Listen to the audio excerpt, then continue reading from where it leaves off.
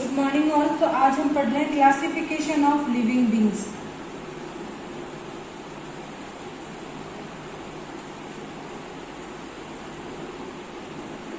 Classification of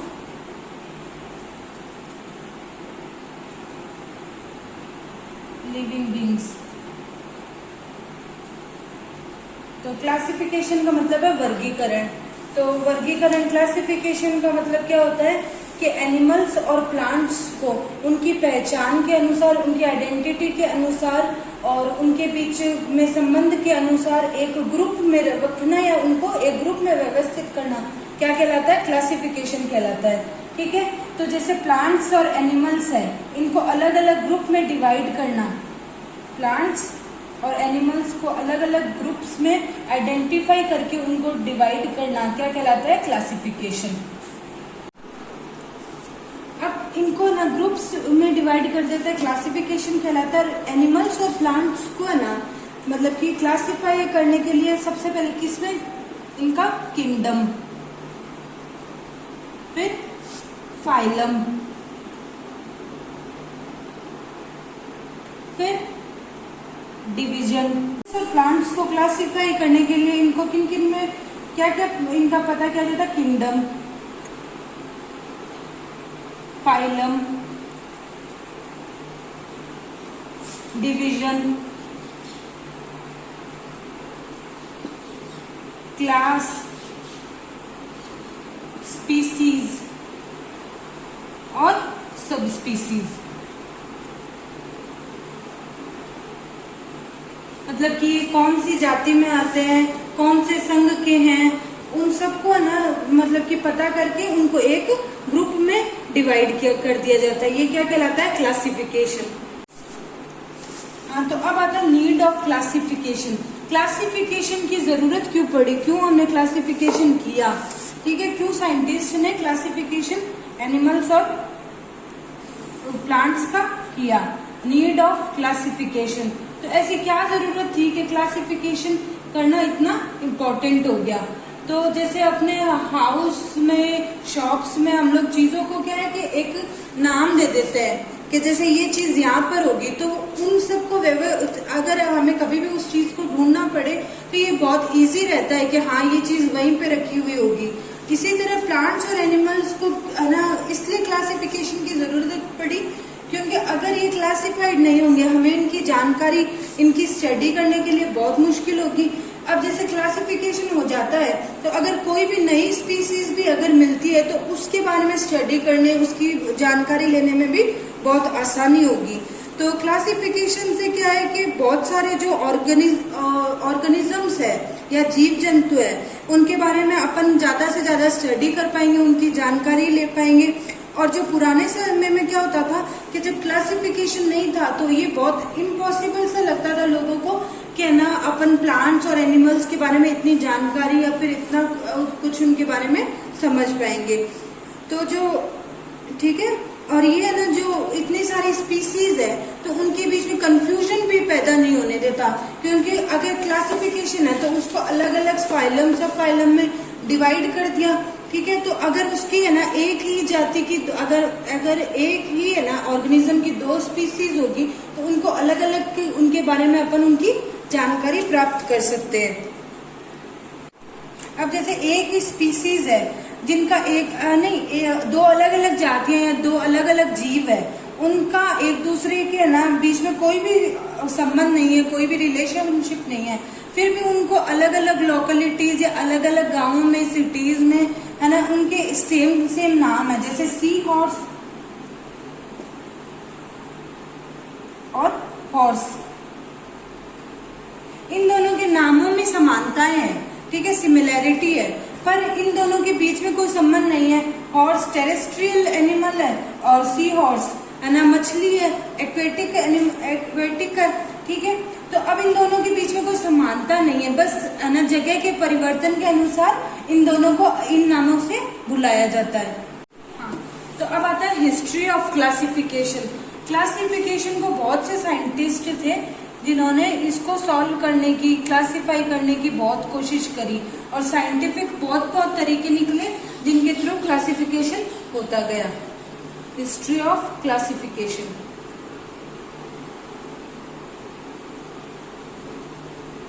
हाँ, तो अब हिस्ट्री ऑफ क्लासिफिकेशन क्या है? एंशियंट टाइम में, पुराने टाइम में जो बहुत सारे साल, लगभग 250 सालों पहले है ना, जो साइंटिस्ट थे उन्होंने एनिमल्स को सिर्फ 5 क्लासेस में डिवाइड किया, और वो 5 क्लासेस थी डोमेस्टिक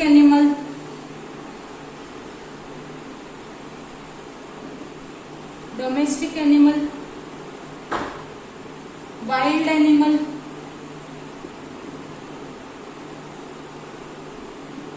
एक्वेटिक एनिमल और टेरेस्ट्रियल एनिमल, टेरेस्ट्रियल रेप्टाइल्स,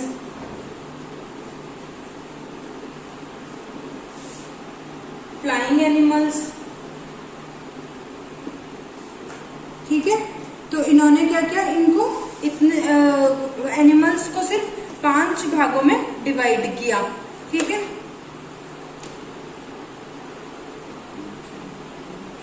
पांच भागों में डिवाइड किया।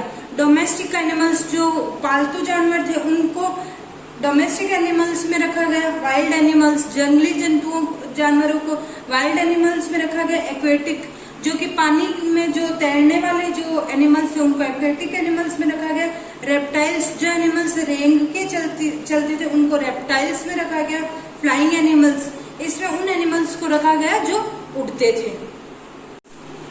हाँ, तो अब अरिस्टोटल जो थे ना वो सबसे पहले साइंटिस्ट थे जिन्होंने क्लासिफिकेशन के साइंटिफिक प्रिंसिपल्स दिए।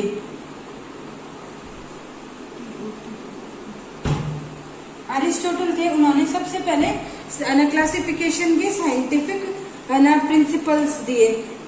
ये थे 384 से 322 BC।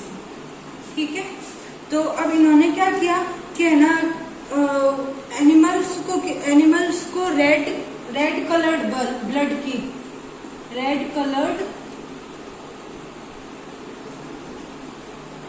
ब्लड के एब्सेंस और प्रेजेंस के ना अनुसार है ना ग्रुप में डिवाइड किया। मतलब जिनमें रेड कलर्ड ब्लड प्रेजेंट था उनको एक ग्रुप में है ना डिवाइड कर दिया, एक ग्रुप में रख दिया, और जिनमें एब्सेंट था उनको एक ग्रुप में रख दिया। और है ना इन्होंने ना एनिमल्स को है ना जैसे है ना लोकोमोशन, जैसे उनके वो कहाँ पर रह रहे हैं या फिर है ना कौन सी है ना, जैसे अगर जमीन पर चल रहे हैं तो उनको टेरेस्ट्रियल में, फ्लाइंग जो उड़ रहे हैं उनको ना उसमें अरिस्टोटल ने ना एनिमल्स को 3 क्लासेस में डिवाइड किया। एक तो वो जो कि टेरेस्ट्रियल थे या फिर जो कि जमीन पर चलते थे, एक वो जो कि एक्वेटिक थे जो कि स्विम करते थे, एक वो जो फ्लाइंग थे जो कि उड़ते थे। ठीक है, और प्लांट्स को उन्होंने मॉर्फोलॉजी या उनकी संरचना के आधार पर 2 भागों में डिवाइड किया, हर्ब्स और श्रब्स। अब इन्होंने क्या किया कि इनको 2 ग्रुप में डिवाइड कर दिया। अब 2 क्लासेस में डिवाइड कर दिया। अब इन दोनों क्लासेस को 2 छोटे ग्रुप्स में डिवाइड किया गया, जीनस और स्पीसीज। ठीक है, जीनस और स्पीसीज में आगे 2 छोटे ग्रुप्स में इनको डिवाइड किया गया। तो अब इन्होंने ना इसको डिवाइड तो कर दिया, पर बहुत सारे ऐसे ऑर्गेनिजम्स थे, स्मॉल ऑर्गेनिजम्स जैसे एल्गी, फंजाई। अब ये ना तो प्लांट्स है ना ही एनिमल्स है, तो इन्होंने ये तो बता दिया कि प्लांट्स को इन्होंने प्लेंटी में रख दिया, एनिमल को इन्होंने एनिमिलिया में रख दिया, पर इन्होंने जो स्मॉल ऑर्गेनिजम्स है जैसे ना फंजाई, एल्गी, इनके लिए इन्होंने कोई है ना अलग से ना कोई क्लास नहीं दी। तो ऐसे बहुत से ऑर्गेनिज्म रह गए जो अभी भी क्लासिफाइड नहीं थे। तो ये इन्होंने जो क्लासिफिकेशन दिया कोरोलस लिनियस ने, वो भी एकदम बिल्कुल अच्छी तरह से कैसे सही नहीं था। ठीक है, क्योंकि इन्होंने ना तो मल्टी सेलुलर, यूनिसेलुलर, जैसे मल्टी सेलुलर बहुकोशिकीय, एक कोशिकीय जीवों में भी कोई अंतर नहीं बताया, ना ही फोटोसिंथेटिक और तो अब कोरोलस लीनियस का भी क्लासिफिकेशन एकदम सही नहीं था।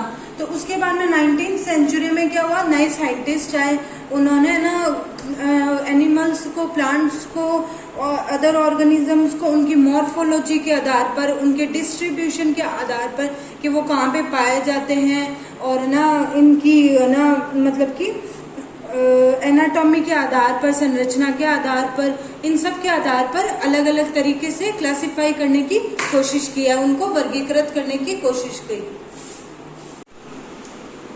अब डार्विन नाम का एक वैज्ञानिक था जिन्होंने अपनी थ्योरी दी, डार्विन्स इवोल्यूशन थ्योरी।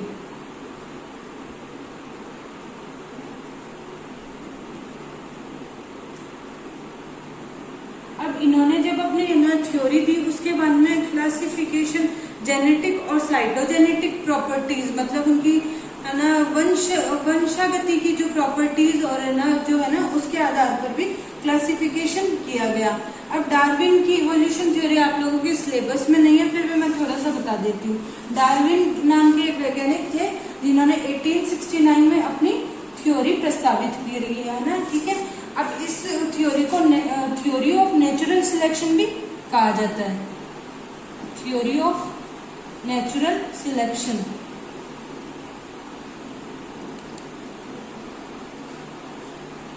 ठीक है, तो अब थ्योरी ऑफ नेचुरल सिलेक्शन क्या है कि डार्विन ने ये बताया था कि है ना वही जीव या वही ना जानवर या फिर वही है ना इस ना एनवायरनमेंट में सरवाइव करेगा या जो खुद को वातावरण के अनुसार ढाल लेगा या फिर वातावरण के अनुसार खुद को अनुकूलित कर लेगा। अब जैसे है ना पहले क्या होता था कि है ना जो जिराफ थे है ना उनकी गर्दन छोटी हुआ करती थी, पर अब लंबी गर्दन होने लग गई। क्यों? क्योंकि है ना पहले जिराफ की गर्दन छोटी हुआ करती थी, पर क्या हुआ कि है ना धीरे धीरे है ना खाने का अभाव हुआ, मतलब घास है ना खत्म होने लग गई है ना बगीचों में, तो उन्होंने क्या किया, पेड़ों की पत्तियों को खाना शुरू कर दिया। ठीक है, तो वो पेड़ों की पत्तियों को खाने के लिए अपनी गर्दन को ऊंचा किया करते थे। ठीक है, तो धीरे धीरे क्या हुआ, जिराफ की जो गर्दन थी वो लंबी हो गई। तो जिराफ की है ना जिराफ आज भी पाए जाते हैं। क्यों? क्योंकि उन्होंने खुद को वातावरण के अनुसार खुद को अनुकूलित कर लिया। और जैसे अब पहले तो है ना जिराफ की गर्दन छोटी हुआ करती थी, अब जैसे जैसे लंबी हुई तो अब जो नए जो है ना वंशज है जिराफ के, वो उनकी गर्दन लंबी ही पैदा होते हैं। ये इनकी डार्विन की इवोल्यूशन की थ्योरी थी कि है ना वही जीव है ना इस वातावरण में है ना सरवाइव कर पाएगा जो खुद को वातावरण के अनुसार ढाल लेगा। ठीक है, तो इस थ्योरी के आने के बाद में वर्गीकरण को ना जेनेटिक और साइटोजेनेटिक आधार प्रॉपर्टीज के आधार पर भी वर्गीकृत किया गया प्लांट्स और एनिमल्स को। ठीक है, ठीक है। अब उसके इस टॉपिक के बाद में आता है types of classification. Types of classification, ठीक है। अब टाइप ऑफ क्लासिफिकेशन में अगर 2 kingdom system, 3 kingdom system, 4 kingdom system और बाद में जो आज के टाइम पे चल रहा है 5 किंगडम सिस्टम। तो अब ये है ना टाइप्स ऑफ क्लासिफिकेशन अपन अगली क्लास में पढ़ेंगे।